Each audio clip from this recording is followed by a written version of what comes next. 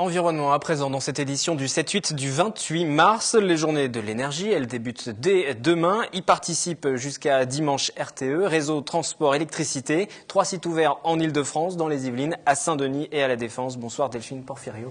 Vous êtes chef du service exploitation à Montigny-le-Bretonneux. On va parler de vos portes ouvertes dans un instant. J'en profite juste pour accueillir aussi sur ce plateau Pascal Rodier. Bonsoir. Bonsoir. Vous êtes secrétaire général du Secours populaire des Yvelines. Avec vous tout à l'heure, nous parlerons de cette réorganisation de l'antenne de Guyancourt et puis également de l'appel à bénévoles que vous lancez. Ce sera dans un instant. Tout d'abord, concernant RTE, pourquoi avoir décidé d'ouvrir vos portes sur 3 sites? C'était une obligation? Ah non, ce n'est pas une obligation. Ce sont les journées de l'énergie en fait qui démarrent à partir de demain, qui sont une initiative en fait de l'État français. C'est un peu l'équivalent des journées du patrimoine, si vous voulez, et ça va marquer l'ouverture de la semaine du développement durable.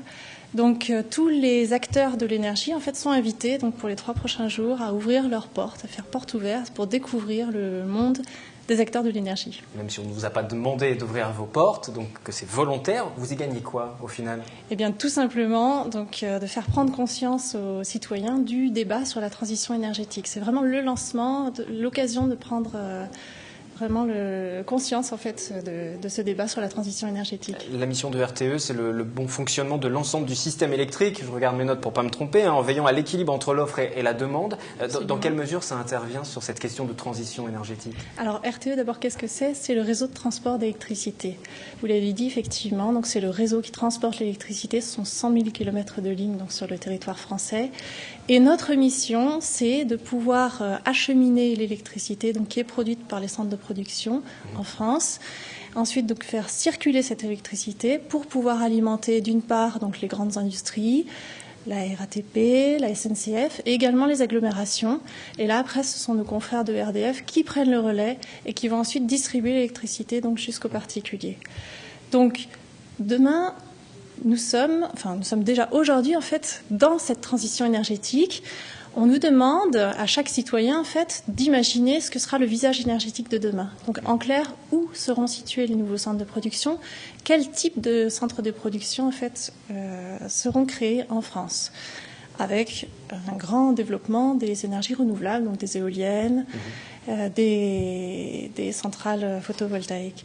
Et si le réseau n'est pas au rendez-vous pour accorder ces nouvelles centrales, la transition énergétique ne sera pas réussie. Nous sommes un acteur incontournable de cette transition énergétique. Le but aussi, à travers ces différentes journées, donc qui débutent dès demain, qui vont se dérouler jusqu'à dimanche, c'est aussi de sensibiliser à la consommation d'énergie? Que les gens fassent attention à leur propre consommation. Tout à fait. Vous avez raison. Dans la transition énergétique, d'une part, on va définir les nouveaux centres de production, mais d'autre part, on va également donc définir quels seraient les comportements les meilleurs en fait en termes de consommation d'électricité. C'est un enjeu de cette transition énergétique. Et justement, est-ce qu'il y a une prise de conscience ces dernières années, ces derniers temps, ces derniers mois peut-être? Parce qu'on le voit, le temps reste froid et il faut encore se chauffer, mais est-ce que pour autant les gens font attention? Eh bien, écoutez, on en a discuté il y a peu de temps sur ce plateau, effectivement. Ce qu'il faut avoir en tête, c'est que chaque jour, en fait, à 19h, on a une pointe de consommation d'électricité. C'est le moment où vous rentrez chez vous, vous allumez la lumière, vous mettez en route le four, etc. Et en même temps, les entreprises, les commerces n'ont pas encore fermé. Donc c'est vraiment le moment de la journée, chaque jour, où on constate un maximum de consommation électrique. Et il faut savoir qu'en 10 ans, cette pointe de consommation électrique, elle a cru de 25%. Donc c'est quand même énorme. Et il y a vraiment une prise de conscience à opérer sur cette pointe de consommation pour pouvoir déplacer en fait, des usages de l'électricité, utiliser l'électricité à un autre moment si c'est possible et permettre de ne pas avoir ce pic de consommation d'électricité tout rassemblé sur la même heure.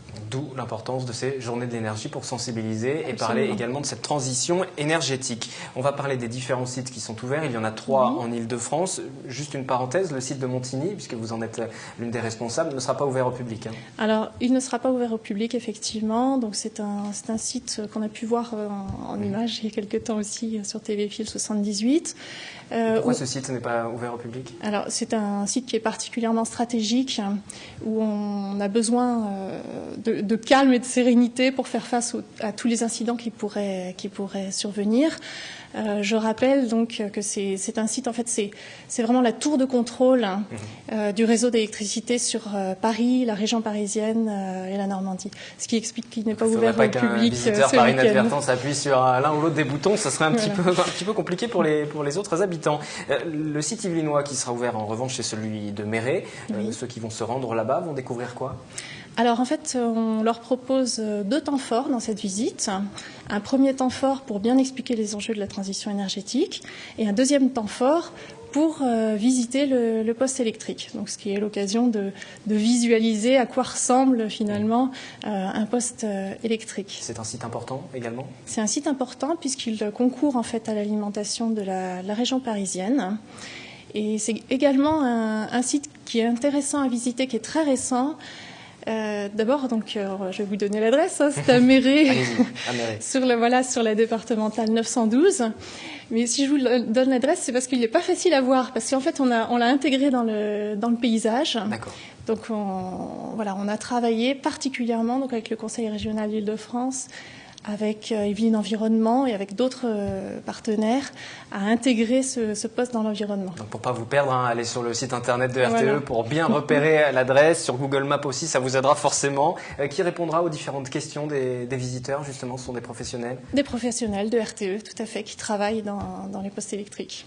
On a cité le site de Méret sur le département des Yvelines. Je le disais, il y a 3 sites en tout en Île-de-France. Peut-être un mot sur les 2 autres postes qui seront ouverts. Il y a le poste Seine à Saint-Denis et puis il y en a également un autre dont j'ai oublié le nom, c'est à la Défense. Voilà. Alors c'est à la Défense, là c'est pas un poste électrique cette fois-ci, c'est le showroom en fait de RTE à la Défense qui permet de voir en fait des applications un peu futuristes de ce que pourrait être le réseau électrique de demain. Et un mot sur le site de Seine ? Sur le site de Seine, alors c'est un poste électrique, donc il se trouve en Seine-Saint-Denis. Et donc ce poste-là, sa particularité en fait, c'est qu'il est intégré vraiment dans une zone très urbanisée. En fait, donc là c'est un poste en bâtiment cette fois-ci, avec des installations qui sont confinées dans ce poste qui est vraiment au cœur de ville. Et si vous êtes vraiment passionné, vous pourrez même visiter les 3 sites puisque les ouvertures s'échelonnent sur les différents jours du week-end. Merci d'être venu nous en parler. Je précise juste que les inscriptions sont obligatoires, donc il est mieux effectivement d'aller se rendre sur votre site avant pour s'inscrire si vous souhaitez visiter les différents sites de RTE au cours de ces journées de l'énergie. Merci à vous. Le Secours populaire en appelle aux bénévoles pour relancer l'antenne de Guyancourt. Pascal Rodier, vous allez nous en dire plus. Vous êtes en charge de la section des Yvelines. Nous allons juste regarder un reportage ensemble pour le moment. Blue Linea, c'est une plateforme de services réservée aux personnes en perte d'autonomie. Elle vient d'ouvrir à Elancourt. Elle propose toute une série d'aides, une expérimentation qui va être menée auprès de 1500 foyers yvelinois, dont un tiers saint-quentinois. Catherine Zulato, David Charpentier. Une balance pour mesurer l'évolution du poids et contrôler la dénutrition. Un bracelet d'autonomie équipé d'un système GPS pour suivre le malade dans ses déplacements et éviter notamment les fugues des personnes atteintes d'Alzheimer.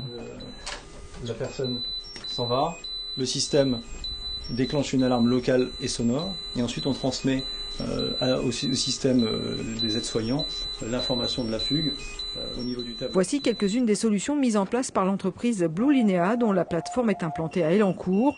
Un dispositif de bouquet de services pour garantir le maintien à domicile des personnes dépendantes, salué par la ministre déléguée aux personnes âgées.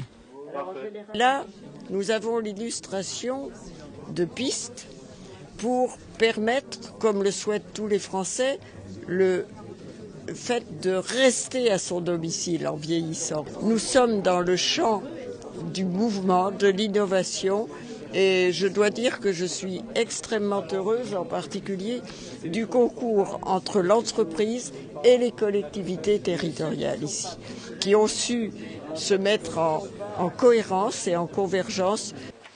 Avant une commercialisation complète, comptez 69 € par exemple par mois pour ce bracelet d'autonomie, dont une prise en charge à hauteur de 40%. Une expérimentation va être menée auprès de 1500 foyers couvrant une large zone entre Versailles Grand Parc jusqu'à Corbeil-Essonnes. Un tiers des foyers seront saint-quentinois. Les personnes sont en cours de recrutement. Nous, on ne parle pas de personnes, on parle de foyers, 1500 foyers. Parce que souvent, quand on met en place ce genre de dispositif, on permet de protéger les patients, d'assister les soignants, mais aussi d'accompagner les aidants. Ce recrutement va se faire par le biais des communes, donc des CCS, des CLIC, des MAIA, des différentes structures. Bien évidemment, nous avons en chef de file l'IPS, l'Institut de promotion de la santé de Trappes, et puis aussi Gérondicap. Le dispositif sera opérationnel dès le 2 avril. Quant au gouvernement, il lancera le 24 avril prochain la Silver Economy, une filière pour réunir tous les métiers liés au secteur de la perte d'autonomie.